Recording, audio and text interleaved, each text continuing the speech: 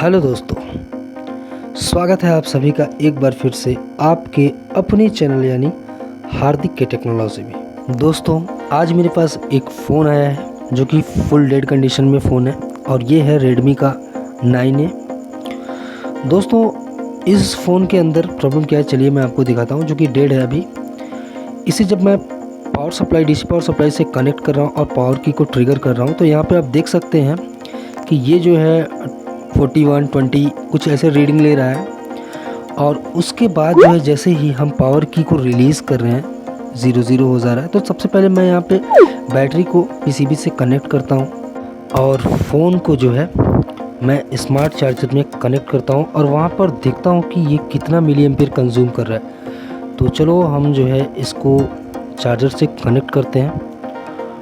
तो यहाँ पर चार्जर में पहले कनेक्ट करेंगे और देखेंगे क्या एम्पीयर कंज्यूम कर रहा है यहाँ पे ये। तो थोड़ा सा जैक ढीला है तो नीचे से तो यहाँ पे देखिए 0.8 एम्पीयर कुछ ऐसा लिया। और पावर सेक्शन में हीटिंग हो रहा है, बहुत ज़्यादा हीटिंग हो रहा है, क्योंकि वहाँ पे जब मैं अपने उंगली को रखा हुआ था तो मुझे बहुत ज़्यादा हीटिंग महसूस हुआ है। तो सबसे पहले हम इस शील्ड को कट कर लेते हैं दोस्तों, क्योंकि जब तक इस शील्ड को कट नहीं करेंगे तो ये हमें पता नहीं चल पाएगा कि आखिर प्रॉब्लम कहाँ से हो रहा है। ठीक है, और शील्ड को कट करने के लिए मैं जो कटर का इस्तेमाल कर रहा हूँ वो है 2UL का, यानी टूल कंपनी का। ठीक है, बहुत अच्छा कटर होता है दोस्तों, अगर आप परचेस करना चाहते हैं तो कर सकते हैं। तो यहाँ पे सबसे पहले मैं रोज़न को अप्लाई करूँगा और रोज़न को अप्लाई करने के बाद मैं चार्जर से कनेक्ट करूँगा। ठीक है, तो इस तरीके से आप रोज़न को पहले अप्लाई कर लें। ठीक है, और अब मैं चार्जर से कनेक्ट करता हूँ। तो यहाँ पर आप देख सकते हैं कि हमारा जो पावर आईसी है वो हीट हो रहा है और काफ़ी ज़्यादा हीट हो रहा है। ठीक है दोस्तों, तो यहाँ पर चार्जर को डिस्कनेक्ट करते हैं दोस्तों और यहाँ पे बैटरी का जो पत्ता है उसको निकाल लेते हैं और डिस्प्ले का जो पत्ता है उसको निकाल लेंगे।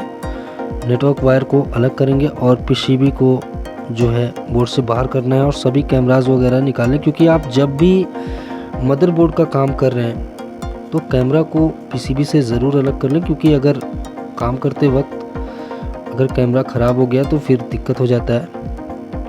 ठीक है, तो इन सभी चीज़ों का ध्यान दें। और इस टाइप का आपको एक पीसीबी होल्डर लेना होगा जिसमें आपको पीसीबी को स्टैंड कर सके, अच्छे तरीके से होल्ड कर सके। तो यहाँ पे इस तरीके से आपको एक पीसीबी होल्डर चाहिए काम करने के लिए। देखिए दोस्तों, जब भी आपके पास इस टाइप का प्रॉब्लम आया तो किस तरीके से आपको सॉल्व करना है वो इस वीडियो के अंदर मैं आपको दिखाने वाला हूँ। ठीक है, तो यहाँ पर सबसे पहले आपको इस तरीके से बोर्ड को पीसीबी होल्डर में होल्ड करना है और पेस्ट लगा के पावर आईसी को बाहर करना होगा। और पावर आईसी को जिस वक्त आप निकालेंगे उस वक्त जो आपका बोर्ड का टेम्परेचर होगा वो कम से कम 350-360 का होना चाहिए। ठीक है, तो यहाँ पे इस तरीके से पावर आईसी को हम बाहर करेंगे मदरबोर्ड से। और अब हम जो है पीसीबी के जो पैड हैं, यानी जहाँ पे हमारा पावर आईसी लगा हुआ है उसके एरियाज़ में जो पैड है उनको अच्छे तरीके से क्लीन करेंगे। ठीक है, और इस तरीके से पेस्ट को अप्लाई करेंगे। और पेस्ट को अप्लाई करने के बाद जो है दोस्तों, बिल्कुल जब भी आप डिश होल्डर वायर का इस्तेमाल करें इस तरीके से, जैसा कि मैं यहाँ पे कर रहा हूँ, आप देख सकते हैं। तो इस समय आपका जो भी सोल्डर आयरन हो उसका जो टेम्परेचर है वो लगभग 350 होना चाहिए। ठीक है, और डिश होल्डर वायर आप जो भी यूज़ कर रहे हैं, जिस कंपनी का यूज़ कर रहे हैं अच्छा यूज़ करें और हल्के हाथों से करेंगे। आपके जो पैड हैं वो कभी ना तो निकलेंगे ना कभी उस पर स्क्रैच आएंगे। ठीक है, चाहे वो आईसी के पैड हो चाहे वो पीसीबी के पैड हो। ठीक है, तो बिल्कुल इस तरीके से आप काम को करें, आपका काम 100% सक्सेस हो जाएगा। ठीक है ना। और दोस्तों एक चीज़ और है, जैसे कि 9A, 9C, पोको C3 इनकी जो मदरबोर्ड है, यानी कि जैसे कि इसके अंदर जो मीडियाटेक MT6357 CRV जो भी पावर आईसी लगा हुआ है, अक्सर ये पावर आईसी में एक प्रॉब्लम देखने को मिला है कि ये हीट बहुत तेज़ होता है और लोग इसे बार बार चेंज करते हैं लेकिन ये प्रॉब्लम सॉल्व नहीं होता है। और उसका कारण ये होता है कि जो इसका ये लाइन है जो मैं चेक कर रहा हूँ अभी मल्टीमीटर पे, यहाँ पे मैं दिखाता हूँ ये लाइन, ये देखिए एकदम बारीक से देखिए, ये जो लाइन है ये USB की लाइन होती है जो कि शॉर्ट हो जाता है, ठीक है। और इसकी वजह से हमारा जो पावर होता है वो हीट होता है। और ये लाइन क्या है, ये एक तरीके से अगर बोला जाए कि हमारा जो CPU है वही शॉर्ट होता है, ठीक है। तो यहाँ पे मेरे पास एक स्क्रैप बोर्ड है, ठीक है। मैं आपको इस स्क्रैप बोर्ड के मदद के ज़रिए जहाँ पे जम्पर लगाया है मैंने, ये बोर्ड एकदम क्लीन है, इसमें कोई शॉर्टिंग वगैरह नहीं है, ठीक है। मैं यहाँ दिखाना चाहता हूँ आपको कि ये लाइन कहाँ पे जाता है, ठीक है।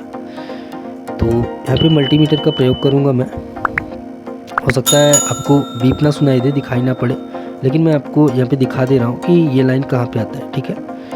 तो यहाँ पे आप देख सकते हैं एकदम कॉर्नर पे नीचे के साइड में 2 कैपेसिटर लगे होते हैं, ये लाइन वहीं पे आता है, ठीक है। ये देखिए इस कैपेसिटर के ऊपर ये लाइन आता है। और आप अपने मदरबोर्ड में जाके चेक कर लीजिएगा, जब अगर इस टाइप का प्रॉब्लम आएगा तो वही कैपेसिटर आपको शॉर्ट दिखाई देंगे, तो उनको निकालना नहीं है, क्योंकि उनको निकालने से आपका प्रॉब्लम सॉल्व आउट नहीं होगा। क्योंकि आपको या तो CPU को रिवॉल्व करना होगा या फिर CPU को जो है चेंज करना होगा, तभी काम होगा।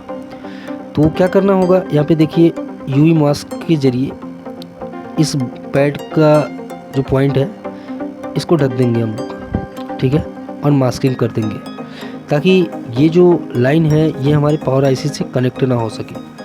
और पावर IC को जब रिवॉल्व कर लें तो ब्लेड के ज़रिए से उस बॉल को कट कर दें, ठीक है। तो यहाँ पर देखिए मैंने UV मास्क के ज़रिए उसको ढक दिया है। और अब मैं आगे का जो प्रोसेस करने वाला हूँ वो भी दिखाऊंगा आप लोग को बिल्कुल अच्छे तरीके से, ताकि आपको एक एक चीज़ समझ में आए, ठीक है दोस्तों। और अगर दोस्तों आप हमारे चैनल पर नए हैं तो प्लीज़ चैनल को सब्सक्राइब कर लीजिएगा, बेल नोटिफिकेशन पर क्लिक कर लीजिएगा। हम आपके लिए इस तरीके की वीडियो हमेशा लाते रहेंगे, ठीक है। तो सबसे पहले यहाँ पे हम अपने IC को जो है अच्छे तरीके से डी शोल्डर वायर की मदद से क्लीन करेंगे, ठीक है। जितने भी एक्स्ट्रा शोल्डर हैं सारे निकाल लेंगे हम लोग। और उसके बाद जो है हम IC को रिवॉल्व करेंगे, ठीक है। तो आप भी इस तरीके से काम को करें, ठीक है। यहाँ पे अच्छे तरीके से क्लीन करें। हम विदाउट माइक्रोस्कोप वर्क कर रहे हैं, और पिछले 8 महीने से हम जो है विदाउट माइक्रोस्कोप ही काम कर रहा हूँ मैं। विदाउट माइक्रोस्कोप से ही काम कर रहा हूँ मैं, माइक्रोस्कोप का इस्तेमाल नहीं कर रहा हूँ।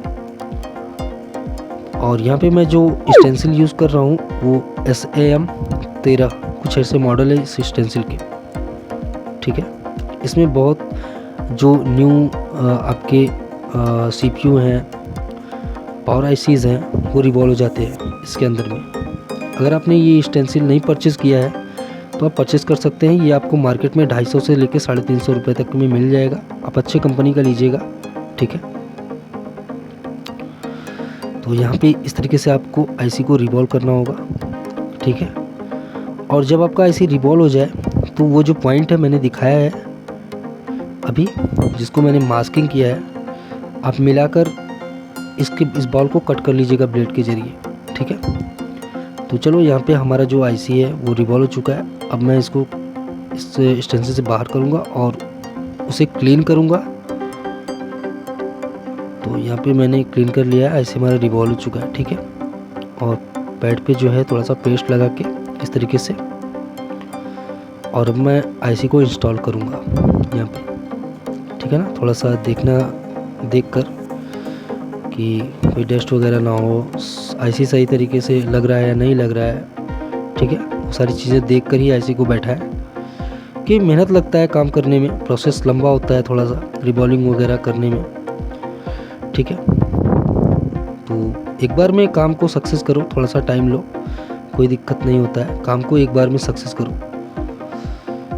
और अभी IC को जब बैठा रहे तो इस समय जो टेम्परेचर है वो 365 है ब्लोअर का, और जो ब्लोअर इस्तेमाल कर रहा हूँ वो क्विक 857 DW+ है। तो यहाँ पे हल्का सा प्रेस करेंगे, हल्का सा, थोड़ा सा इस तरीके से, बिल्कुल हल्के हाथों से, और हमारा जो IC है वो बिल्कुल बैठ चुका है, ठीक है। और अब हम IC को क्लीन करेंगे, ठीक है। और जब भी आईसी आप लगा रहे हैं तो स्टार्टिंग तुरंत उसको 2 मिनट के लिए 1 मिनट के लिए छोड़ दें, ताकि जब तक ठंडा ना हो तब तक आप उसे चेक ना करें, ठीक है। तो इस तरीके से जो भी फ्लक्स पेस्ट वगैरह आईसी के ऊपर लगे होते हैं, जो हम काम करने के वक्त लिक्विड वगैरह यूज़ करते हैं, तो उन सब चीज़ों को हम एक कॉटन के कपड़े से और थिनर या फिर पेट्रोल की मदद से अच्छे तरीके से क्लीन कर लेंगे। बिल्कुल पीसीबी को, आईसी को अच्छे तरीके से क्लीन कर लेंगे। और चलते हैं अब हम चेकिंग प्रोसेस की तरफ दोस्तों। तो यहाँ पे दोस्तों हम लोगों ने जो काम किया है वो आईसी को चकमा दिया है, ठीक है, क्योंकि सीपीयू हमारा शॉर्ट है अभी भी। और हमारा फ़ोन ऑन हो जाएगा, सब कुछ अच्छा रहेगा, ठीक है। लेकिन हमारा फ़ोन स्लो चार्ज होगा, यूएसबी नहीं लेगा, सॉफ्टवेयर का प्रॉब्लम अगर कभी हुआ तो दिक्कत होगा, ठीक है। लेकिन जब तक ये चलेगा कोई दिक्कत नहीं। दोस्तों वीडियो कैसा लगा कमेंट करके ज़रूर बताना।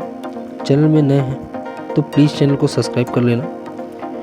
इस तरीके के वीडियोस हम आप लोगों के लिए लाते रहते हैं। दोस्तों हम चाहते तो इसका सीपीयू चेंज कर देते, लेकिन इस तरीके से भी काम होता है, ठीक है। शॉर्ट तरीके से आप काम को कर सकते हैं। तो मिलते हैं किसी नेक्स्ट वीडियो में, तब तक के लिए जय हिंद, जय भारत।